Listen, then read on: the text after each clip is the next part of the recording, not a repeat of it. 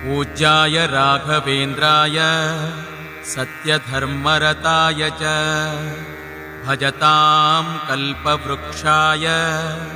नमतां कामधेनवे दुर्वादिध्वान्तरवये वैष्णवेन्दिवरेन्दवे श्रीराघवेन्द्रगुरवे नमोऽत्यन्तदयालवे श्रीसुधीन्द्राब्धिसम्भूता राघवेन्द्रकलानिधि सेवे सुज्ञानसौख्यार्थं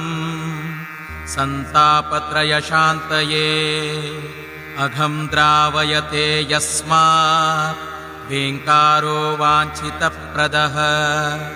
राघवेन्द्रयतिस्तस्मात् लोके ख्यातो भविष्यति।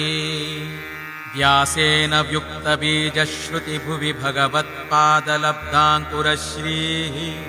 प्रत्यैरीशत्प्रभिन्नो जनी जयमुनिना सम्यगुद्भिन्नशाकः